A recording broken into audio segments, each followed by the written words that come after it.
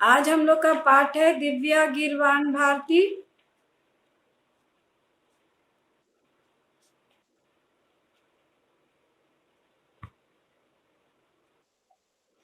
दिव्या गीरवाण भारती का अर्थ है संस्कृत भाषा दिव्य है और देवों की वाणी है। गीरवाण भारती अर्थात देवों की वाणी है संस्कृत। ये पाठ हम लोग का पूरा नहीं हुआ था, शायद कि हो गया था, पूरा हो गया था, थोड़ा सा बाकी था इसका। अभी थोड़ा पाठ का शेष बचा हुआ था। पेज नंबर 51 पर हम लोग थे। Page number 51। हाँ, चत्वार। तो वैदिक ये संस्कृत की कक्षा है और आपस में बातचीत की शैली में यह कक्षा है।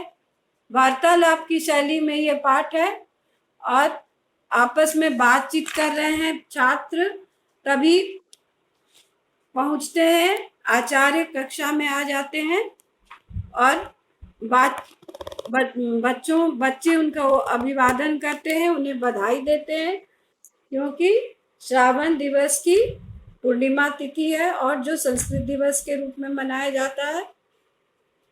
आचार्य उन सबों को आशीर्वाद देते हैं और बच्चे बताते हैं कि उन्होंने एक प्रश्नोत्तरी आयोजित की है, संस्कृत प्रश्नोत्तरी, और कक्षा को 2 भागों में विभक्त किया गया है।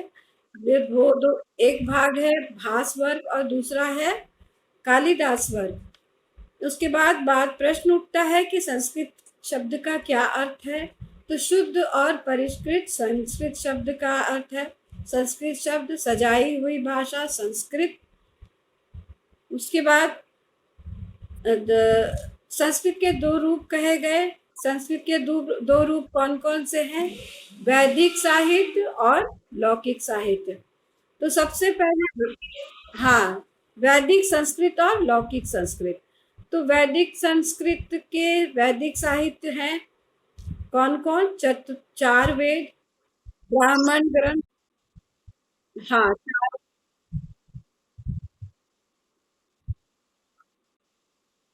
हाँ, वैदिक साहित्य 4 वेद, ब्राह्मण ग्रंथ, उपनिषद, आरण्यक इत्यादि वैदिक साहित्य कहलाते हैं। इस तो इनमें 4, पेज नंबर 51 पर है अभी। उसके बाद लौकिक संस्कृत की बात होती है। तो लौकिक संस्कृत का आरंभिक ग्रंथ कौन है? सबसे पहला ग्रंथ है रामायण। और इसकी रचना किसने की थी? इस इसकी रचना महर्षि वाल्मीकि ने की थी। यह आदि ग्रंथ है, संस्कृत का सबसे पहला ग्रंथ है लौकिक साहित्य का। उसके बाद तो कई बहुत सारे संस्कृत के कवि हुए जिन्होंने एक से एक रचनाओं को लिखा, बनाया और प्रचलित किया, संस्कृत भाषा को समृद्ध किया अपने अपनी कृतियों से। उसके बाद है सुमेधा की बात हम लोग करें। सुमेधा, ये देखो यहाँ पर पाठ ही हम लोग देखते हैं। सुमेधा,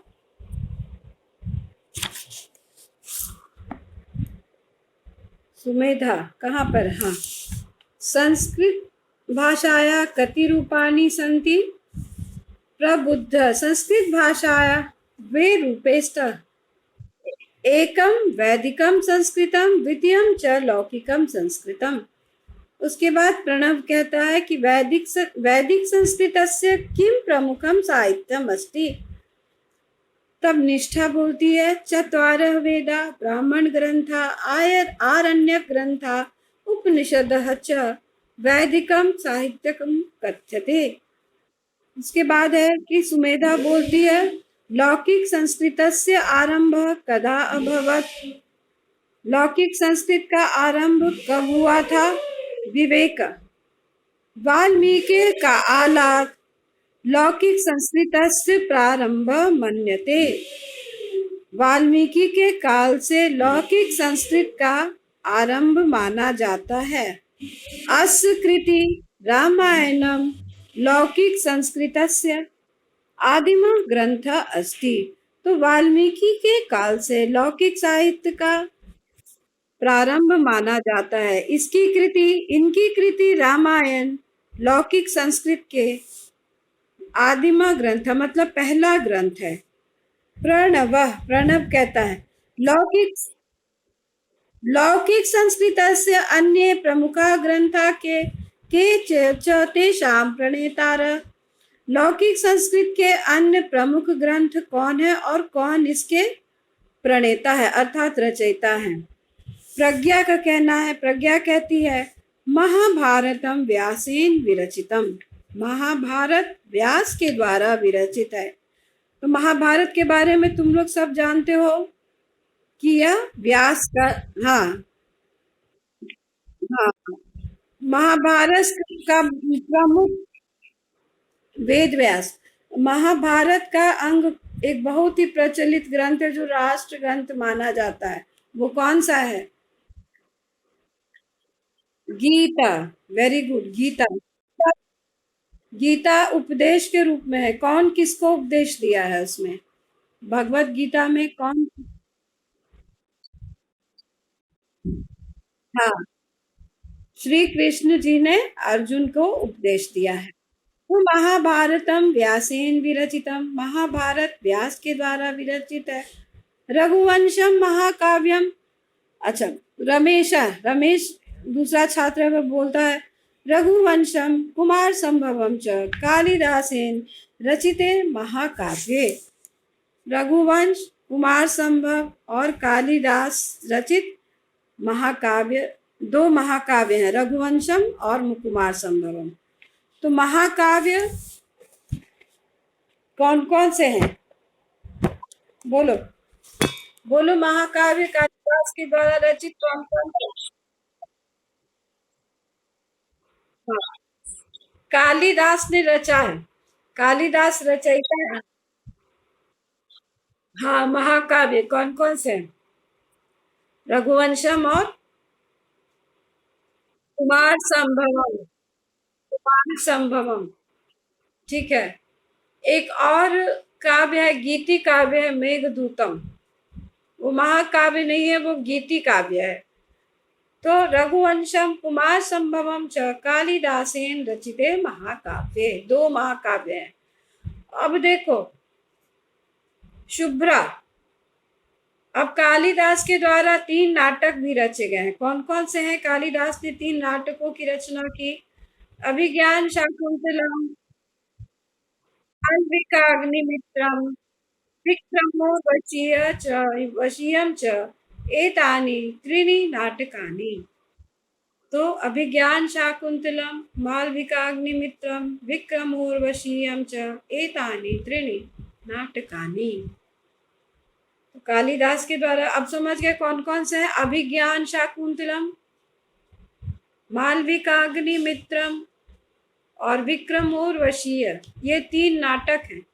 ये 3 नाटक किसके द्वारा रचे गए हैं? ये 3 नाटक रचे गए कालिदास के द्वारा। इसमें सबसे प्रचलित कौन है, तुम लोगों को पता है? आ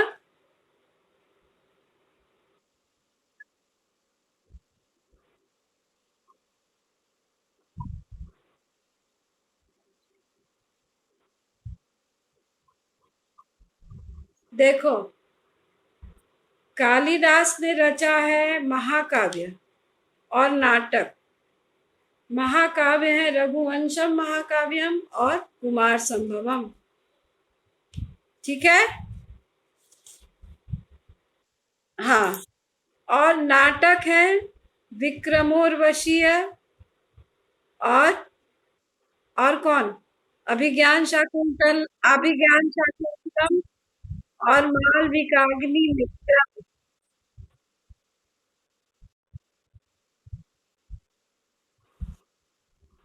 शकुंतला की कथा तुम लोग जानते हो? शकुंतला और दुष्यंत की कहानी जानते हो तुम लोग?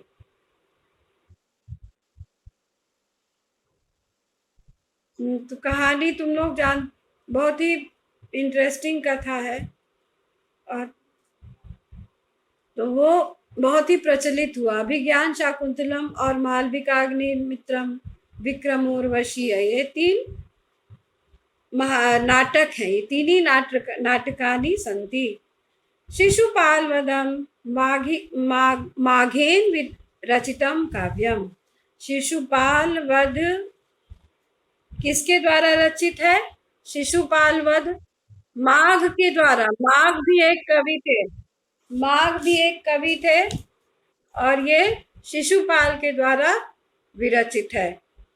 नीति शतकम भर्तृहरिणा लिखितम। नीति शतक भर्तृहरि के द्वारा लिखित है। नीति शतक जो है जिसमें नीति की बात कही गई है वो भर्तृहरि के द्वारा लिखित है। ये सब में तृतीया विभक्ति लगी है। माघेन, भर्तृहरिणा, विष्णु शर्मणा, ये सारे शब्द में तृतीया विभक्ति लगी है और इसके लिए जब भी प्रश्न बनेगा तो बनेगा केन। ठीक है। अब पंचतंत्रम विष्णु शर्मणा लिखितम। पंचतंत्रम जो पुस्तक है, ग्रंथ है, वो किसके द्वारा लिखी गई है? विष्णु शर्मा के द्वारा। विष्णु शर्मा, शर्मा है और इसमें तृतीया विभक्ति लगी है। उसी तरह से भर्तृहरि है, हरि के में तृतीया विभक्ति हरिणा। विष्णु शर्मणा तृतीया विभक्ति। शर्म शब्द होता है, शर्म शब्द नपुंसकलिंग है और उसका रूप चलता है शर्म, शर्मणि, शर्माणि, शर्म, शर्मणि, शर्माणि, शर्मणा, शर्मभ्याम, शर्मभि। तो शर्मणा यहाँ पे तृतीया विभक्ति लगी है। शर्म शब्द का अर्थ होता है सुख, इसी से ये टाइटल भी बन गया शर्मा। तो शर्म शब्द जो है वो इसका अर्थ होता है सुख और इसमें यहाँ तृतीया विभक्ति लगी। हरि, हरि में भी तृतीया विभक्ति लगी है। हरि शब्द इकारांत पुल्लिंग। हरिणा, हरिभ्याम, हरिभि। तो भर्तृहरिणा तृतीया विभक्ति। आगे देखें, कादम्बरी बाणभट्टेन विरचिता कथा। कादम्बरी बाणभट्ट के द्वारा विरचित कथा है। कादम्बरी बाणभट्टेन, यहाँ पे फिर इसमें क्या लगेगा? तृतीया विभक्ति है, बाणभट्टेन। इसके लिए प्रश्न शब्द बन जाएगा केन। कादम्बरी, हाँ, कादम्बरी केन विरचिता कथा। कादम्बरी बाणभट्टेन। देखो, कादम्बरी, पंचतंत्र इत्यादि जो है ये दोनों गद्य रूप में है। गद्य मतलब जानते हो इंग्लिश में क्या बोलते हैं उसको? गद्य को प्रोज, प्रोज टेक्निक, और पोइट्री को पद्य बोलते हैं। संस्कृत में पद्य या हिंदी में पद्य, और गद्य हो गया प्रोज और पद्य हो गया पोइट्री। पंचतंत्रम विष्णु शर्मणा लिखितम कादम्बरी बाणभट्टेन विरचिता कथा। कादम्बरी केन विरचिता कथा, किसके द्वारा विरचित है? अब आगे सुमेधा बोलती है, देखो,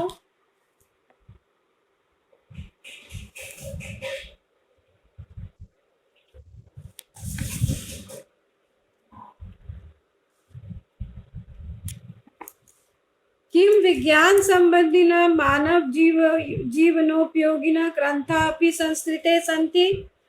क्या विज्ञान संबंधी और मानव जीवन की उपयोगी ग्रंथ भी संस्कृत साहित्य में हैं? आम, आयुर्वेद। तो विज्ञान मतलब साइंस से रिलेटेड और मानव जीवन के लिए उपयोगी ग्रंथ भी संस्कृत साहित्य में हैं। हाँ, आयुर्वेद, धनुर्वेद, अर्थशास्त्र, कृषि विज्ञान, वास्तुशास्त्रम, दर्शन शास्त्रम, व्याकरण शास्त्रम, वृक्षायुर्वेद, विमान विज्ञानम च एते विषया संस्कृते लिखिता सन्ति।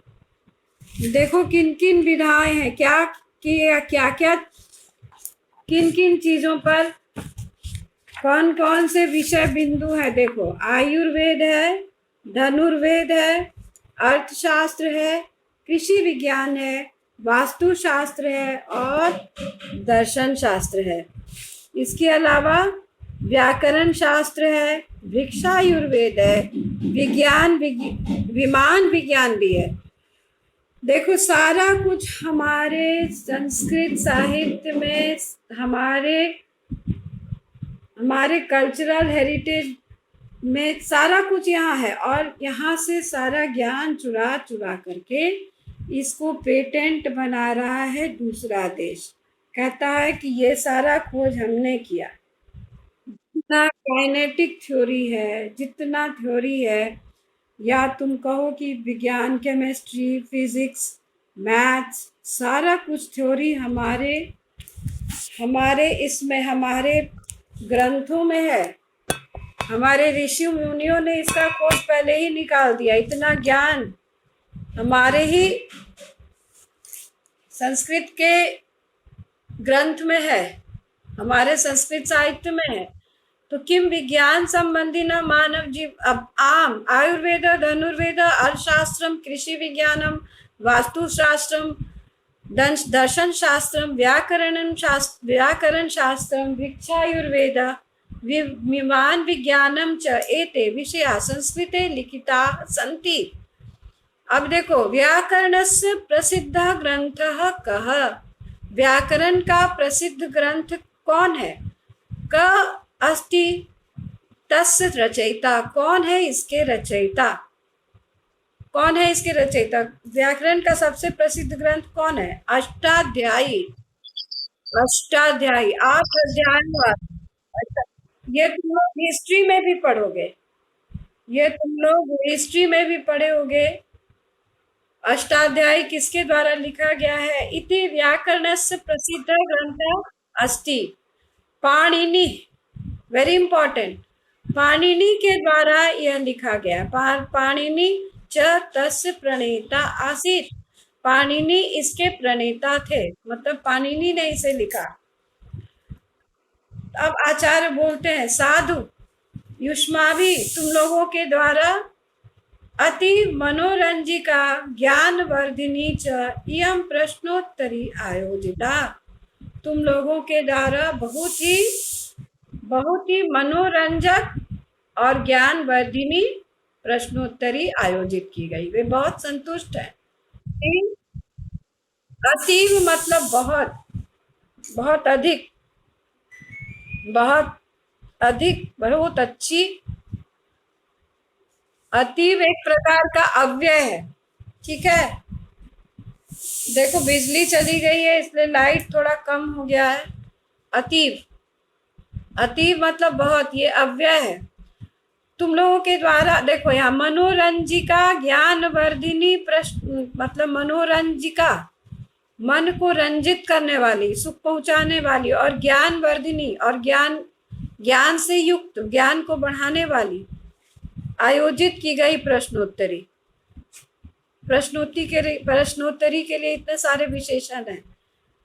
मनोरंजिका ज्ञानवर्धिनी। अनया मतलब इससे, अनया शब्द जो है इदम का स्त्रीलिंग है। अनया, इमम इमे इमाह,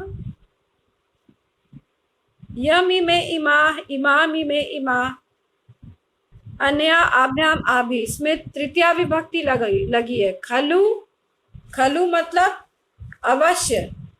खलु का अर्थ होता है अवश्य, सर्टेन, निश्चित, निश्चित, बहुत अच्छी। इससे मतलब कि इससे अवश्य ही संस्कृत का सामान्य परिचय मिलेगा।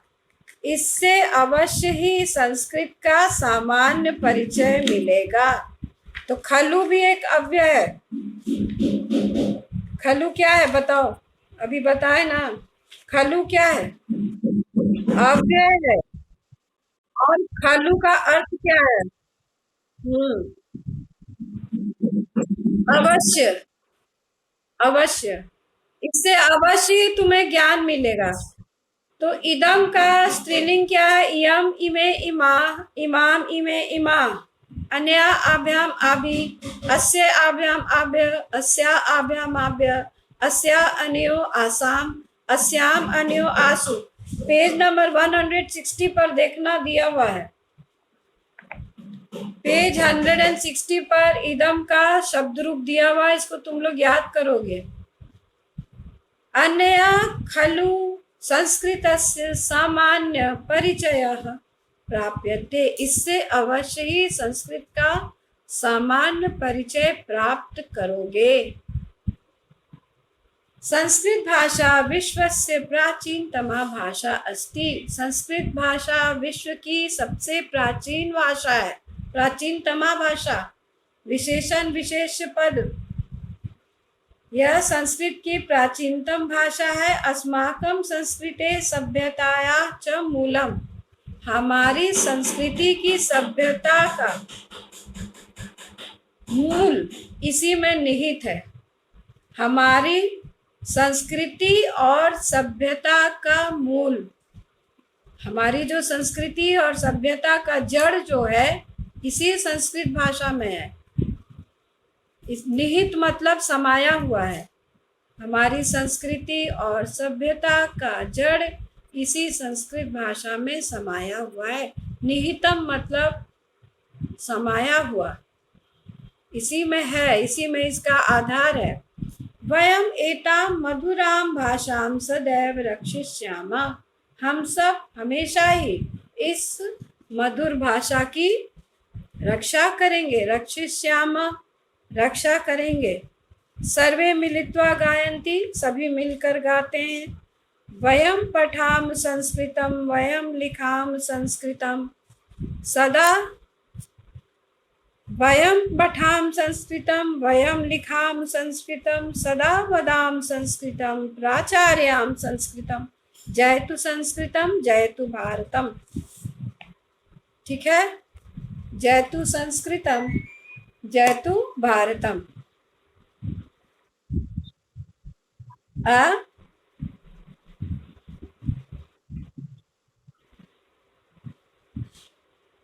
एताम मधुराम, एताम पूछ रही हो तो ये एतत् का स्त्रीलिंग है। एतत्, एतत् का स्त्रीलिंग। एषा एते एताः एताम एते एता, यह इसको, इस मधुर भाषा को हम लोग हमेशा बचाएंगे। तो एताम जो है इसका विशेषण हो गया, सर्वनामिक विशेषण। एताम मधुराम भाषाम, इस मधुर भाषा को सदैव रक्षा करेंगे। एताम ये सर्वनाम शब्द है एतत् का। ठीक है, समझ गई।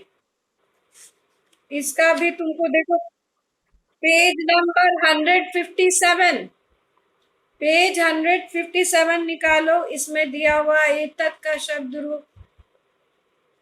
157 में एतत् का शब्द रूप है, वहां एताम देखो, द्वितीय एक वचन। एतत् का द्वितीय एक वचन है ना, एताम। एताम का अर्थ हो गया इसको रक्षा, जिसकी रक्षा की जाए उसमें द्वितीय विभक्ति लगती है। जिस चीज की रक्षा की जाए उसमें द्वितीय कर्म बना के उसको लिख सकते हैं, कर्म भी बना के लिख सकते हैं।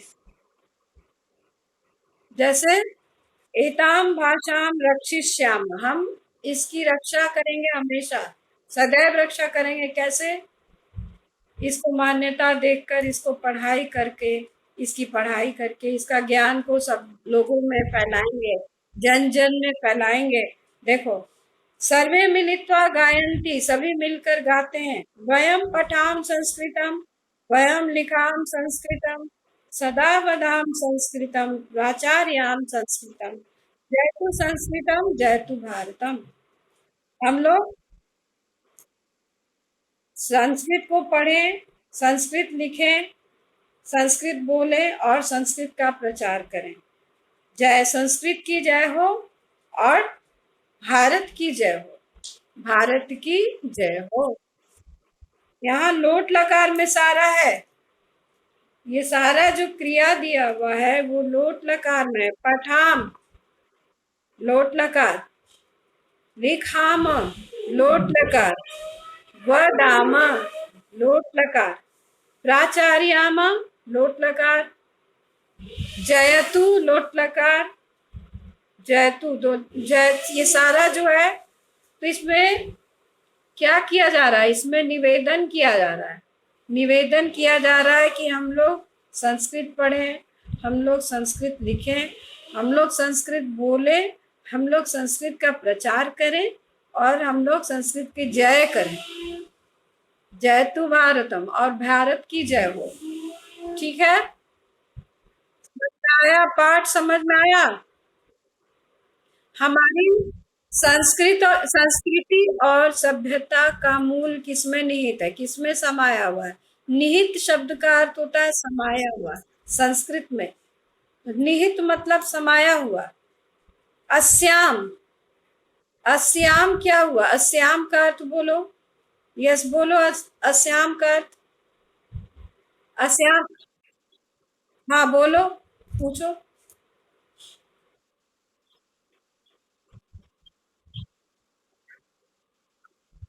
अच्छा, संस्कृत में मेन मेन जो है ना, मुख्य मुख्य जो है, मुख्य जो जो तुम लोग पढ़ते हो वही सब आएगा, वो भी अलग से लिखने के लिए नहीं आएगा, तुम्हें वाक्य में उसका प्रयोग करना पड़ेगा। वो हम बताएंगे कि कैसे करना है उसको, उसको हम बताएंगे कि कैसे करना है। हाँ, नहीं अलग से थोड़ी आएगा कि लिखना है तुमको, कि जैसे कि दृश्य धातु लट लकार प्रथम पुरुष का तीनों वचन लिखो, ऐसे नहीं आएगा। अब ऐसे नहीं आएगा, प्रयोग आएगा तुम लोग को।